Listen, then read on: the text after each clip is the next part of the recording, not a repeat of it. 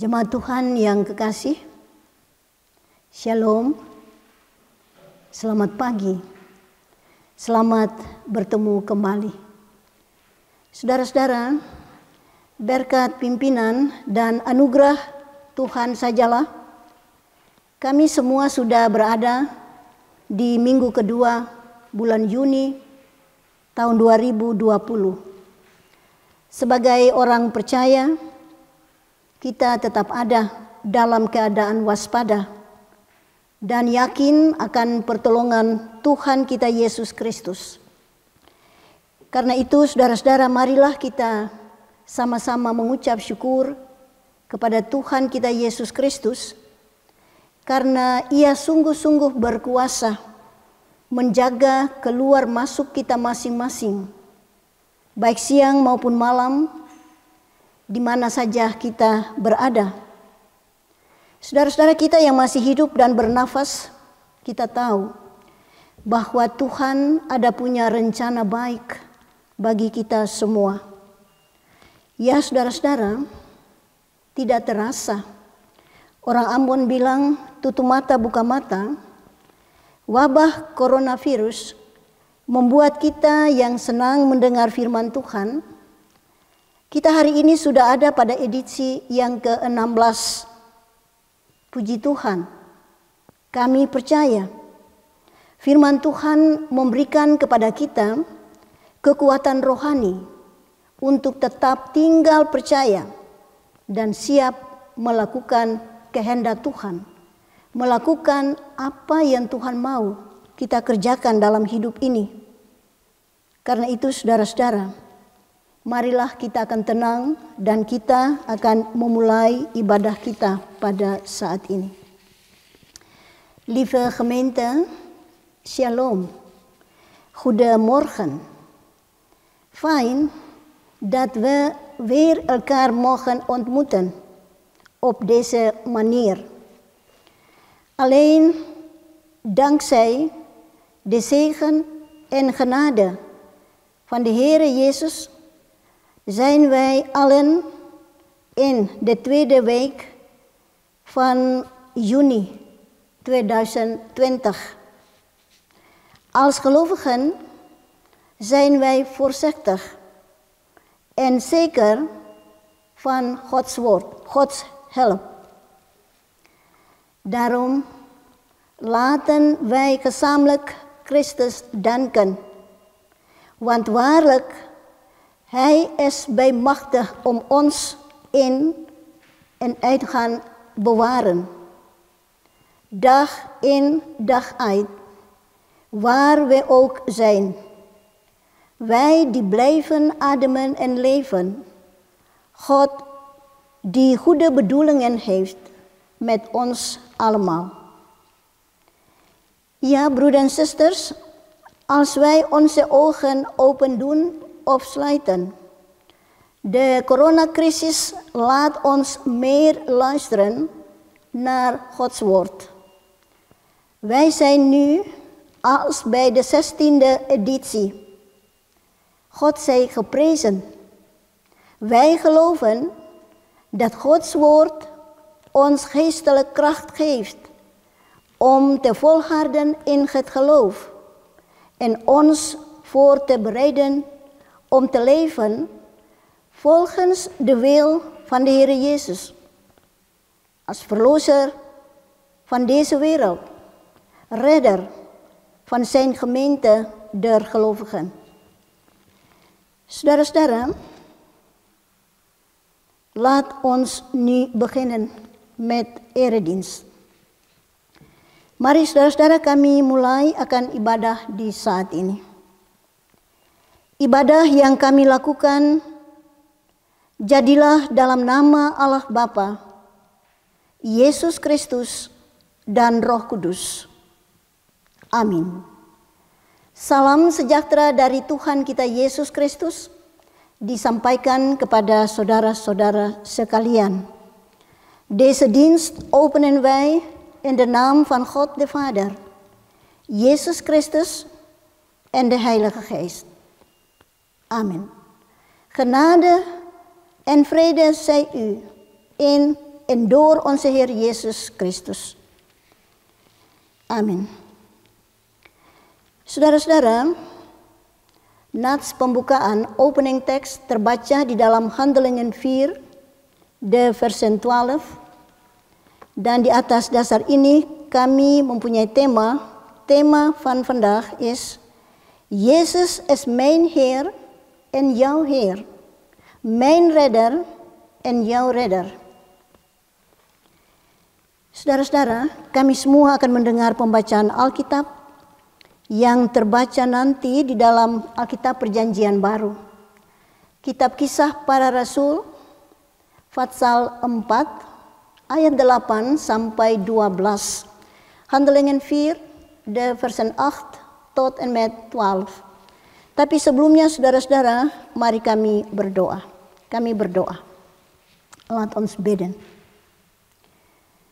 Segala puji dan syukur kami persembahkan di hadapan hadirat Dikau Tuhan, sebab langgar semua hal yang kami terima sebagai realitas kehidupan manusia di dunia ini. Kami senantiasa dipimpin, disertai oleh Tuhan, sehingga kami masih tetap dalam keadaan sehat, dalam keadaan seperti kami ada sekarang ini. Sebelum kami dengar Tuhan punya firman, kami minta ya Tuhan, buka hati, buka telinga kami. Lalu biarlah Roh Tuhan yang kudus saja yang bekerja, supaya kami dapat mengerti dengan baik. Dan kami semua disanggupkan untuk bisa melaksanakan secara konkret apa yang Tuhan mau di tengah-tengah perjalanan hidup kami selaku manusia. Demi nama Yesus Kristus, kami berdoa dan berterima kasih atas firman Tuhan bagi kami semua. Amin.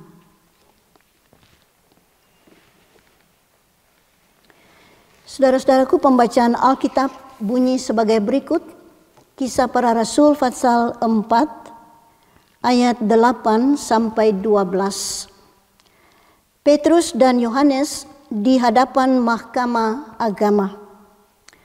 Maka jawab Petrus penuh dengan Roh Kudus, "Hai pemimpin-pemimpin umat dan tua-tua, jika kami sekarang harus diperiksa karena suatu kebajikan kepada seorang sakit dan harus menerangkan dengan kuasa manakah orang itu disembuhkan, maka ketahuilah oleh kamu sekalian dan oleh seluruh umat Israel bahwa dalam nama Yesus Kristus orang Nazaret yang telah kamu salibkan, tetapi yang telah dibangkitkan Allah dari antara orang mati, bahwa oleh karena Yesus inilah orang ini berdiri dengan sehat sekarang di depan kamu. Yesus adalah batu yang dibuang oleh tukang-tukang bangunan, yaitu kamu sendiri. Namun ia telah menjadi batu penjuru. Dan keselamatan tidak ada di dalam siapapun juga, selain di dalam Dia. Sebab di bawah kolong langit ini tidak ada nama lain yang diberikan kepada manusia yang olehnya kita diselamatkan.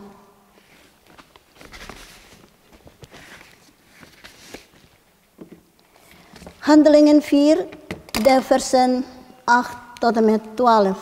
En luidt als volgt.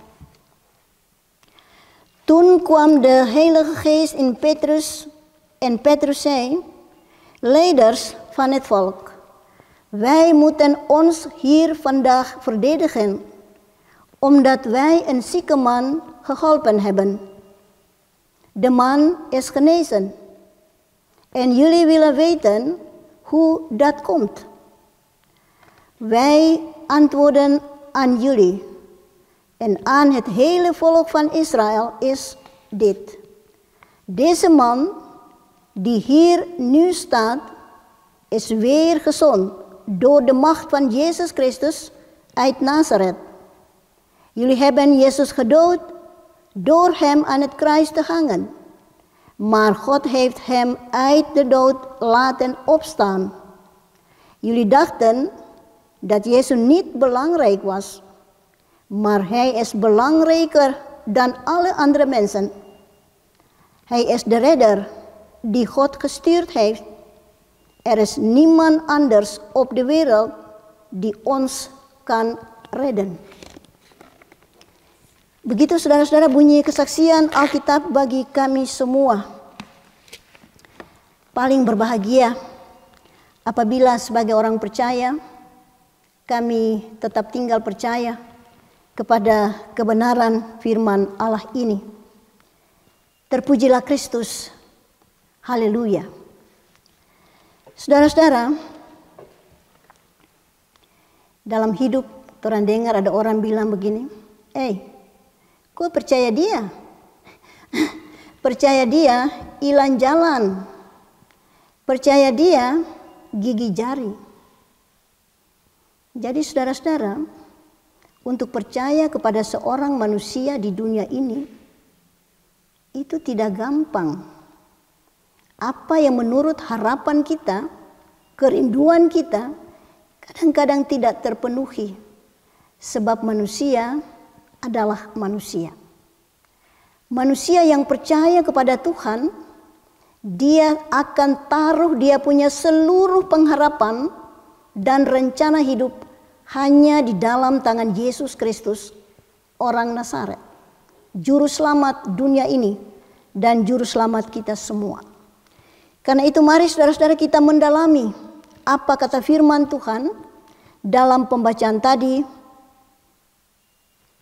Kisah Para Rasul pasal 4 ayat 8 sampai 12. Saudara-saudara, setelah Yesus naik ke surga, maka murid-murid atau para rasul mereka berfungsi selaku saksi Tuhan, juru bicara Tuhan, penyambung lidah Tuhan kepada seluruh umat manusia. Mereka sebenarnya bukan lagi orang biasa. Karena apa? Karena di dalam mereka ada kuasa Tuhan, ada roh Tuhan yang bekerja. Roh Tuhan itu dianggap sebagai penggerak yang dinamis di dalam melaksanakan tugas-tugas kesaksian dan pelayanan mereka. Saudara-saudara, dalam melaksanakan tugas kesaksian dan pelayanan tidak gampang. Itu sudah tentu dengan segala resiko serta konsekuensi yang tadi dibilang tidak gampang.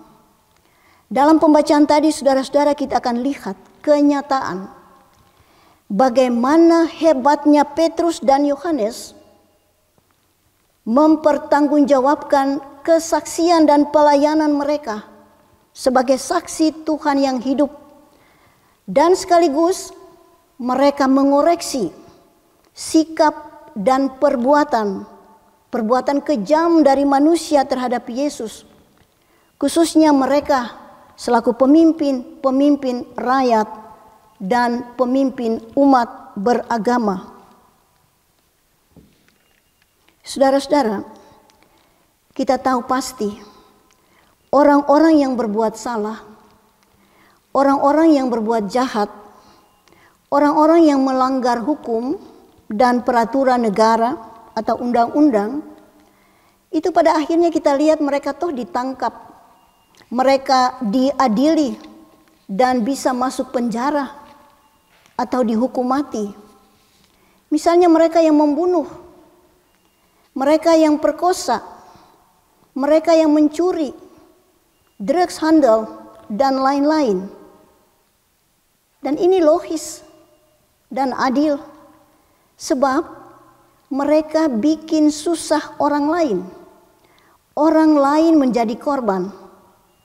Ya, diri sendiri mereka juga jadi korban. Yang tidak logisnya saudara-saudara ialah ada orang yang diadili masuk penjara bukan karena mereka berbuat jahat, melainkan karena mereka berbuat baik, menolong sesama manusia. Inilah yang dialami oleh Rasul Petrus dan Yohanes. Mereka ditangkap sementara mereka memberitakan kabar baik.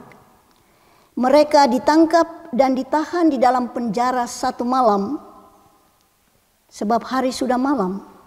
Besoknya baru mereka dibawa ke pengadilan. Mereka dibawa ke pengadilan dan mereka diperiksa dengan pertanyaan, dengan kuasa manakah dan dalam nama siapakah kamu bertindak sedemikian? Saudara-saudara, tindakan para rasul Yohanes dan Petrus, tindakan apa saja yang mereka kerjakan? Pembacaan kita tadi ayat 8 sampai 12 tidak terlepas dari ayat 1 sampai 7. Kalau kita baca ayat 1 dikatakan mereka mengajar banyak orang dan berhasil. Dan tercatat kira-kira 5.000 orang laki-laki menjadi percaya kepada Yesus. Luar biasa. Pekerjaan kuasa Tuhan dan roh Tuhan yang bekerja dalam para rasul, yaitu Petrus dan Yohanes. Tindakan mereka yang kedua, mereka memberitakan bahwa dalam Yesus ada kebangkitan orang mati. Kita bilang ya benar, sebab Yesus sendiri adalah yang sulung, yang bangkit dari kematian. Dan setiap orang yang percaya kepadanya akan hidup walaupun sudah mati. Sebab Yesus bilang, akulah kebangkitan dan hidup.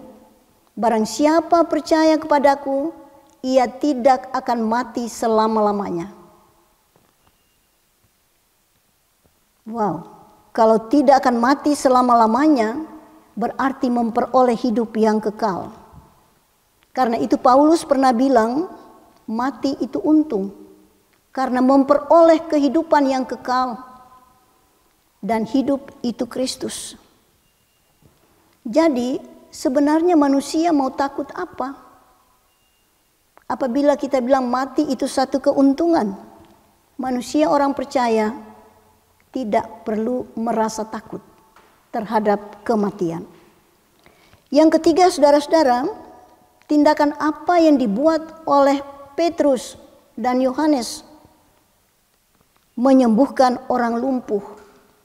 Dalam Fatsel yang lalu, Handelingen Hoofdstuk 3, Petrus menyembuhkan orang lumpuh sebagai otoritas kuasa Allah yang bekerja secara konkret melalui rasul-rasulnya. Karena Tuhan pernah bilang, Tuhan akan melengkapi mereka dengan kuasa dari atas, kuasa roh, sehingga mereka akan melakukan pekerjaan Allah dengan luar biasa. Dan saudara-saudara, manusia boleh mengalami pertolongan besar dari Tuhan. Manusia boleh mengalami kuasa Tuhan yang besar. Petrus telah membuktikan kuasa itu bekerja secara konkret. Tapi pertanyaannya, mengapa tindakan-tindakan baik yang dibuat oleh Petrus kepada sesama manusia itu menjadi problem? Kita bilang ya, bisa terjadi, tapi bagus juga. Tidak ada yang mustahil bagi Tuhan. Malah ini kesempatan untuk Petrus bersaksi dengan berani, tidak takut, tapi juga tidak angkuh atau tidak sombong. Petrus berdiri dan bersaksi, oke, baik. Kami akan menjawab pertanyaan-pertanyaan sidang. Dengan kuasa mana kami bekerja dan dalam nama siapa kami bekerja? Kami menjawabnya, dengan kuasa Yesus Kristus dan dalam nama Yesus kami bertindak. Yesus itu yang kamu salibkan, tapi yang telah dibangkitkan oleh Allah. Yesus itu yang kamu buang, tapi dia telah menjadi juru selamat bagi dunia ini? Saudara-saudara, dengan jawaban ini, sebenarnya Petrus mengaminkan bahwa Yesus adalah juru selamat. Petrus juga mengoreksi perbuatan kejam yang bersifat amoral terhadap Yesus anak Allah beberapa bulan yang lalu. Petrus sebenarnya menyatakan sebuah kebenaran, bukan saja untuk mereka yang berada dalam ruang persidangan, tapi kepada pemimpin-pemimpin rakyat yang memimpin persidangan waktu itu. Dan juga dikatakan kepada seluruh umat Israel.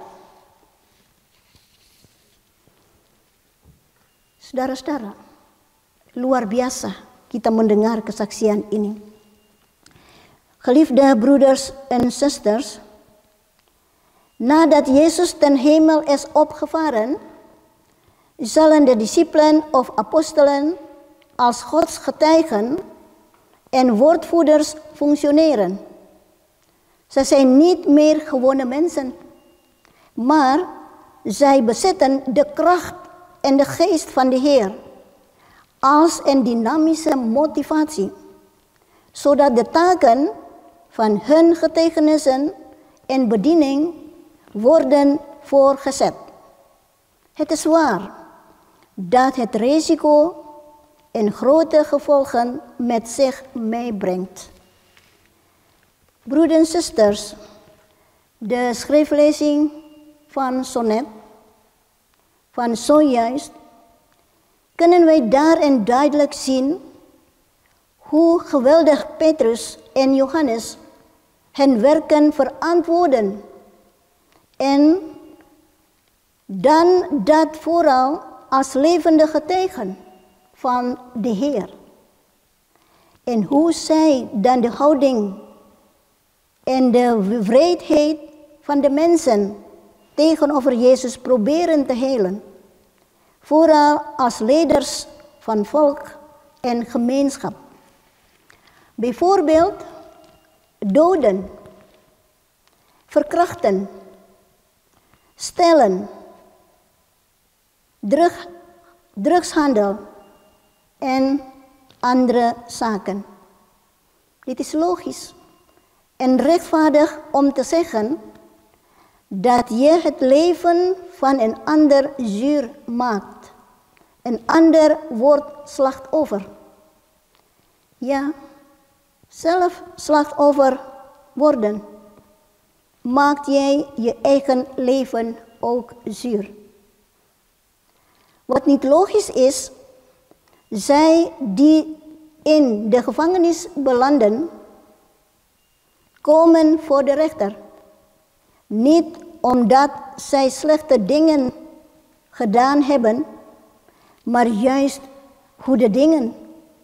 Toevallig omdat ze juist mensen helpen, zieke mensen. Dit ervaren Petrus en Johannes. Ze werden gevangen genomen en vastgehouden in de avonturen. De volgende dag moesten zij voor de rechter. Zij werden ondervraagd en teruggesteld met de vraag: vanuit wiens gezag of in wiens naam doen jullie deze handelingen? Petrus wordt aangewezen als woordvoerder. Petrus is zeker van de belofte van de Heer, van zijn aanwezigheid, volgens Mattheüs 10, de versen 19 tot 20. De kracht en Gods geest die in Petrus is, maakt Petrus zich klaar. Gedurfd en onverschrokken.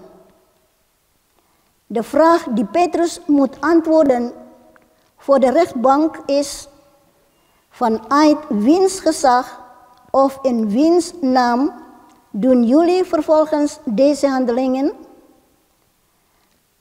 Wat voor handelingen worden gedaan voor deze apostelen? De handelingen die Petrus en Johannes zijn.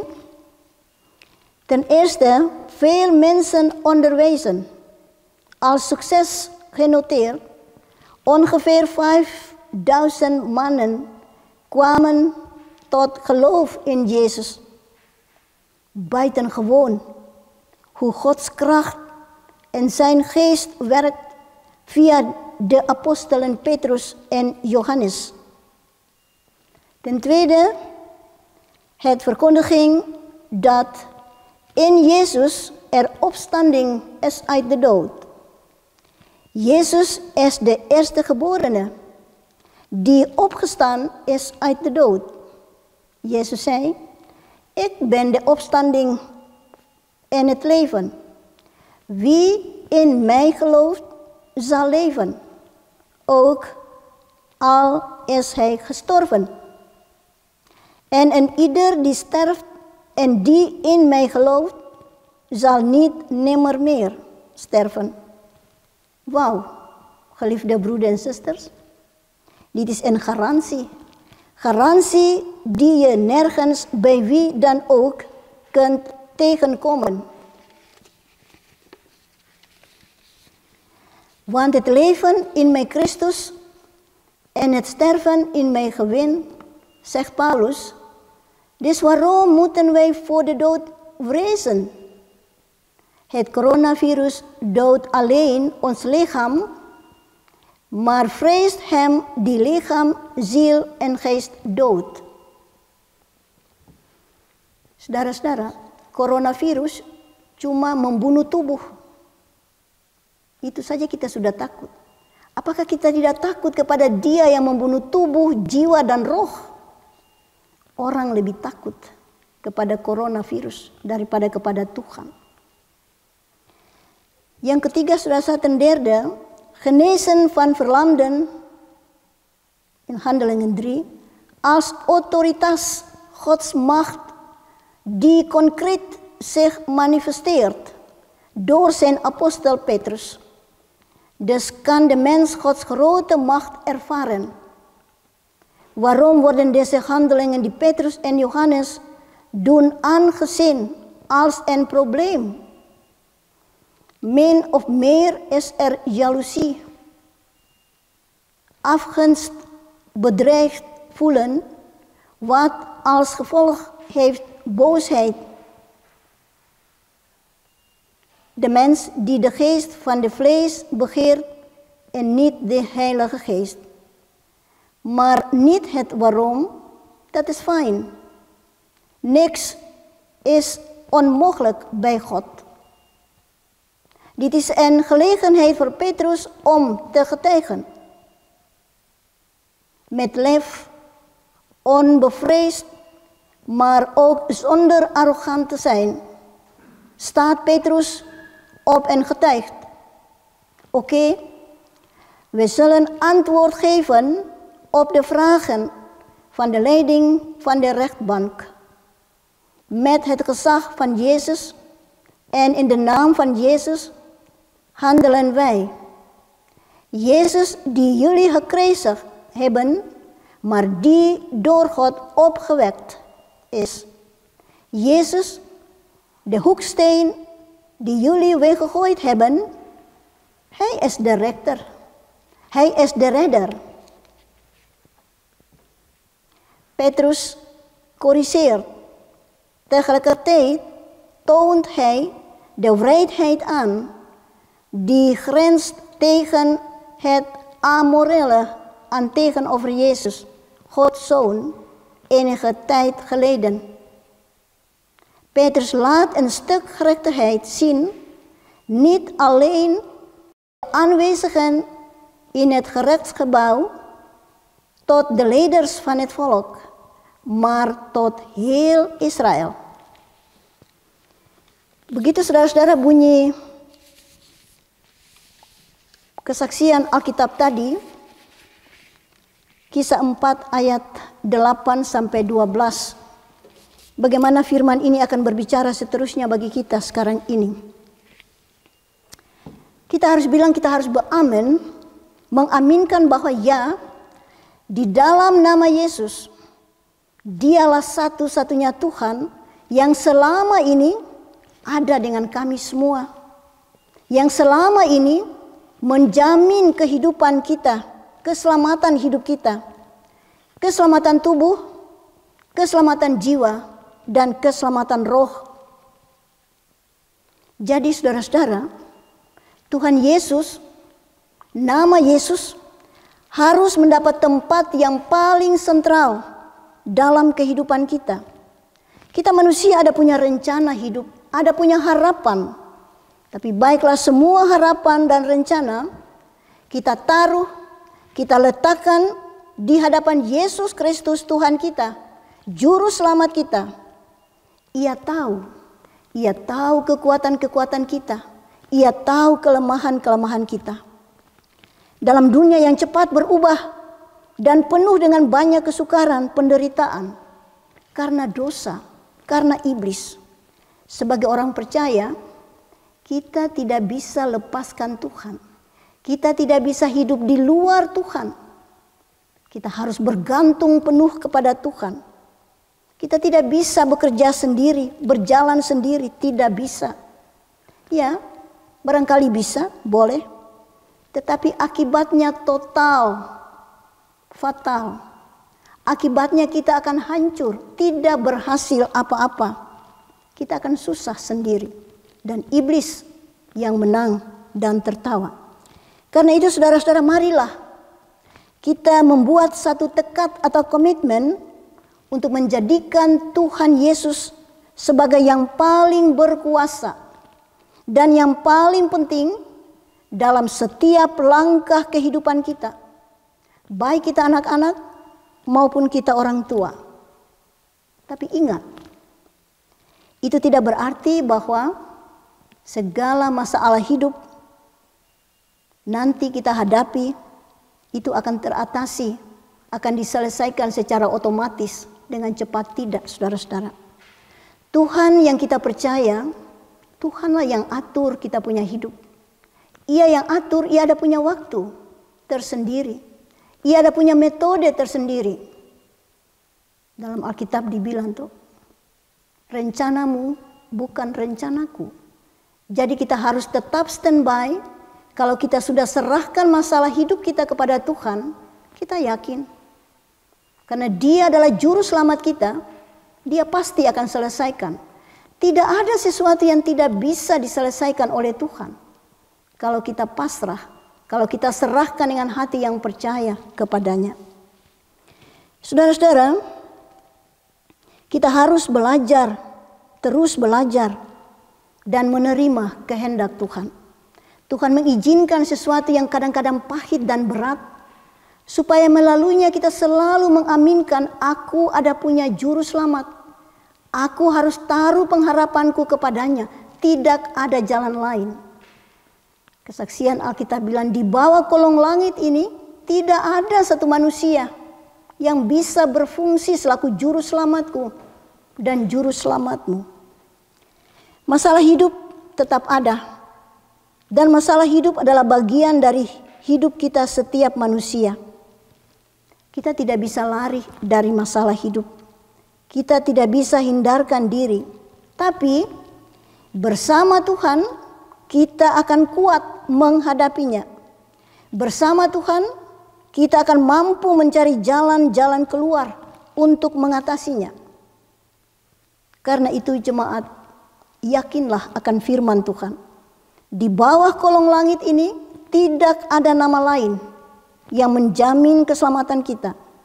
Karena itu, di tengah-tengah segala problem yang ada di dunia ini, termasuk penyakit apapun, bekerja dan bernafaslah bersama nama itu.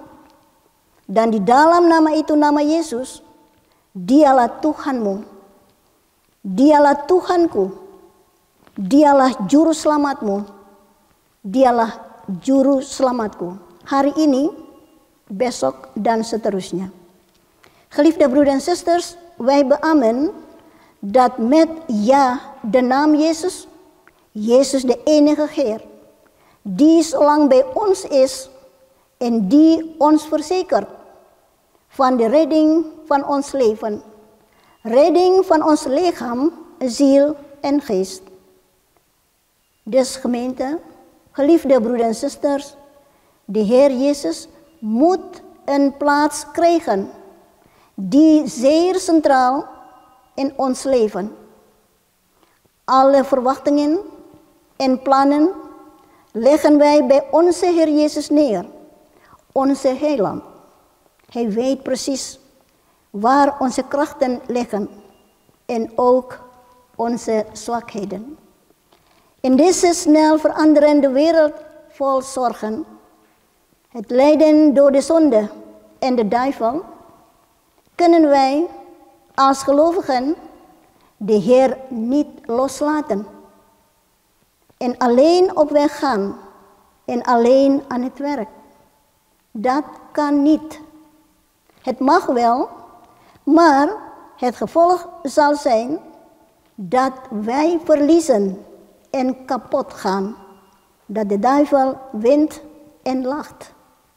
Daarom, lieve gemeente, moeten wij ons vast gaan voornemen of een commitment doen om de Heer als de allermachtigste en allerbelangrijkste te maken bij elke stap in ons leven, zowel de jongeren als de ouderen. Maar denk eraan, dat betekent niet dat alle problemen die wij tegenkomen ook automatisch opgelost worden.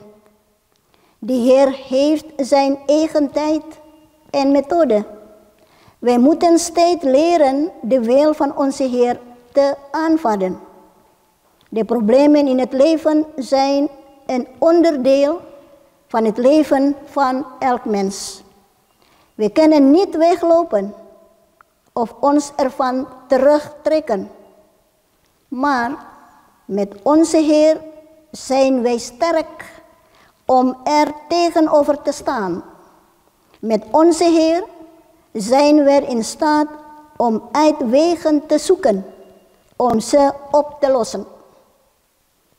Lieve gemeente, dus verzeker je van het woord van de Heer. Onder de hemel is er geen andere naam die voor onze redding verzekert. Daarom, blijf ademen en werk samen met die naam. En in de naam Jezus. Hij is uw Heer, mijn Heer, uw heiland, mijn heiland. Amin. Mari saudara-saudaraku, kami masuk dalam doa. Kami berdoa. Kepada Tuhan sajalah kami menyembah dan bilang syukur dan terima kasih banyak Tuhan, bahwa hari ini kami semua boleh dilayani dengan kebenaran firman. Tidak lain supaya kami punya iman, kami punya percaya, dihidupkan kembali dengan satu prinsip, apapun terjadi dalam kehidupan ini, di dunia ini, kami ada punya Yesus sebagai Tuhan dan Juru Selamat. Dan tidak ada orang lain yang bisa mengambil tempat itu, yang bisa berfungsi seperti itu. Tidak ada, kecuali Yesus, Tuhan dan Juru Selamat kita. Juru Selamat dunia ini. Karena itu ya Tuhan, kami selaku orang percaya, kami lihat bahwa di tengah-tengah segala penyakit, baik coronavirus maupun segala penyakit yang lain, sebenarnya Tuhan mengizinkan terjadi supaya manusia bisa belajar mengaminkan siapa itu Yesus dalam kehidupan percaya mereka. Dan kami tahu gereja mempunyai tugas yang penting dan berat untuk mewartakan, untuk memberitakan bahwa keselamatan ada cuma di dalam Yesus.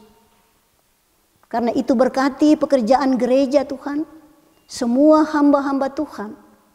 Biarlah mereka dilengkapi dengan kuasa roh dan hikmat, supaya mereka tetap setia menjalankan tugas-tugas mereka. Sebab dunia ini akan percaya apabila mereka mendengar berita sukacita yang disampaikan oleh mereka yang dipilih, yang ditentukan secara spesial oleh Tuhan. Bapa di surga, kami mendoakan gereja-gereja Tuhan di dunia ini yang mempunyai fungsi untuk bersaksi dan melayani. Kenyataan membuktikan orang dunia tidak tertarik lagi dengan nama Yesus.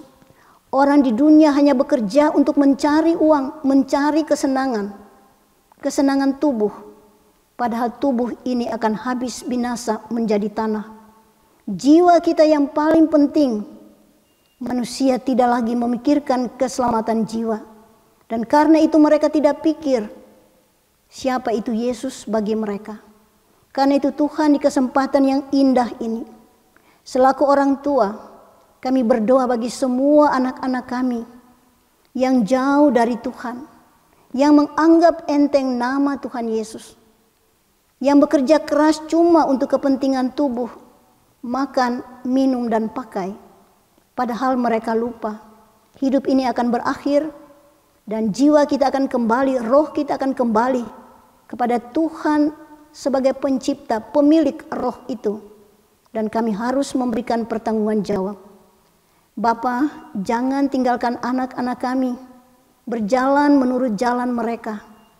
Tapi panggil mereka dengan nama mereka Tuhan, pegang tangan mereka Tuhan. Kembalikan mereka dengan cara apapun untuk berjalan di jalan Tuhan. Supaya mereka mencintai Tuhan, mereka menghargai Tuhan dan tidak melepaskan Tuhan. Dan pasti mereka akan sukses. Walaupun hidup ini tidak gampang, mereka harus menjawab berbagai problem yang berat. Tapi apabila mereka yakin tentang nama Yesus, kuasa yang ada di dalam nama Yesus, kami yakin mereka tertolong dan sukses. Sebab itu Tuhan, kami serahkan mereka punya hidup dan pekerjaan. Bapa di surga, kami menyerahkan seluruh pergumulan pemerintah, baik yang di Belanda ini, pemerintah yang berada di Indonesia, di Maluku, dan di semua belahan dunia, yang juga masih mempunyai tanggung jawab terhadap rakyat untuk bagaimana menyelesaikan masalah coronavirus. Tuhan, ke dalam tangan-Mu sajalah kami menyerahkan mereka. Apabila mereka adalah orang yang percaya kepada Tuhan, biarlah mereka yakin bahwa hanya nama Yesus yang bisa menolong mereka untuk melakukan langkah-langkah kebijaksanaan dalam tugas mereka, sehingga persoalan apapun diselesaikan. Bapa di surga, semua orang yang menjadi korban kematian dalam menghadapi penyakit apapun, biarlah kami yakin bahwa Kristus adalah kebangkitan dan hidup. Sebagaimana Kristus dibangkitkan, semua orang percaya pasti akan dibangkitkan pada waktu Kristus datang di tengah-tengah kami. Ada perjumpaan yang indah dalam persekutuan orang yang percaya kepada Tuhan. Inilah kami Tuhan, terima kasih hari ini Noot Gemeente Gereja Protestan Maluku dalam siaran ini, kami sudah berada pada edisi yang ke-16. Tuhan, terima kasih. Tuhan pakai, Tuhan berkati hamba-hamba Tuhan, termasuk saudara kami Paul dan Robi. Mereka setia, karena itu kami yakin apa yang kami kerjakan Tuhan tahu, dan Tuhan pasti akan memberkati. Inilah kami Tuhan, tambahkan apa yang kurang, yang lupa kami minta Tuhan, betulkan apa yang salah. Seluruh perjalanan hidup kami yang penuh rahasia, kami serahkan dalam nama Yesus. Kami serahkan kepada Tuhan Yesus. Dan kami yakin kami selamat di dalam Tuhan. Doa kami tidak sempurna Tuhan. Kami akan mengakhirinya dengan doa Bapa kami yang Tuhan Yesus ajarkan kami berdoa. Bapa kami yang di surga, dikuduskanlah nama-Mu. Datanglah kerajaan-Mu, jadilah kehendak-Mu di bumi seperti di sorga. Berikanlah kami pada hari ini makanan kami yang secukupnya, dan ampunilah kami akan kesalahan kami, seperti kami juga mengampuni orang yang bersalah kepada kami. Dan janganlah membawa kami ke dalam pencobaan, tetapi lepaskanlah kami daripada yang jahat.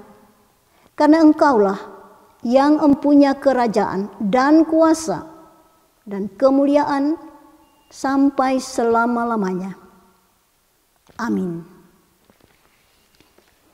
Saudara-saudaraku sekalian, arahkan hati dan pikiran kepada Tuhan dan terimalah berkat-Nya.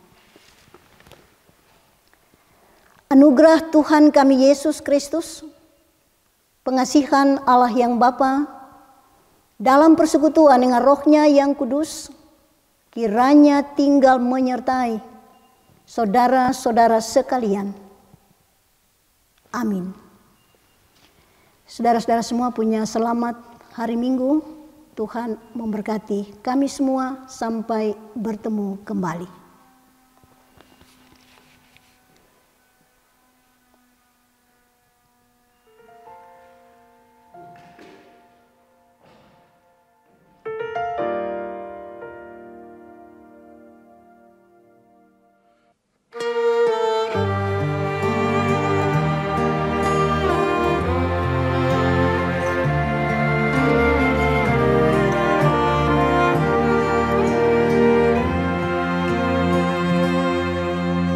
Jiwaku sungguh merindukanmu, hatiku haus padamu. Ku mau selalu tinggal di dalammu, menikmati kebaikanmu.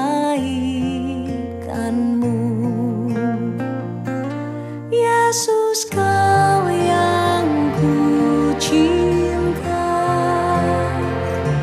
selamanya Kau ku cinta, sampai akhir nafas hidupku.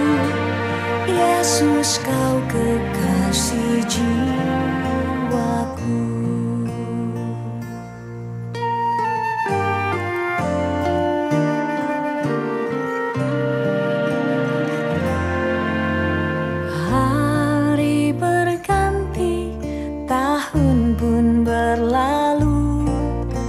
Sampai memutih rambutku, melayanimu seumur hidupku, sampai ku kembali padamu. Yesus, Kau yang ku cinta,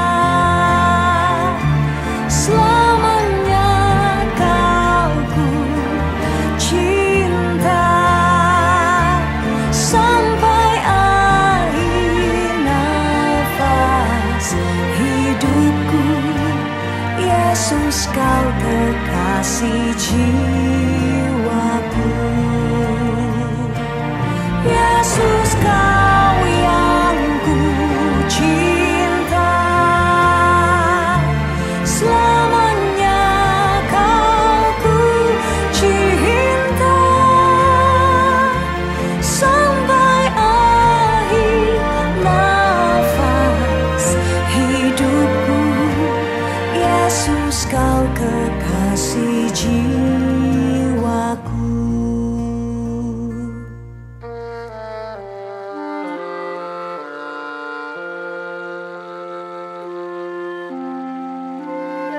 Engkaulah kekasih hatiku, Tuhan. Engkaulah kekasih jiwaku. Terima kasih, Yesus. Hari berganti, tahun pun berlalu, sampai memutih rambutku, melayanimu seumur hidupku, sampai ku kembali padamu. Yesus, Kau yang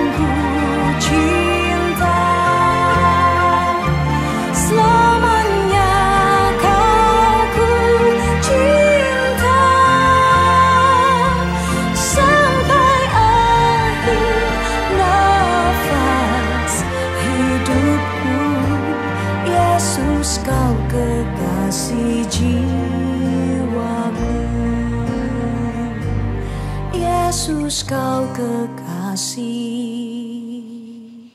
jiwaku.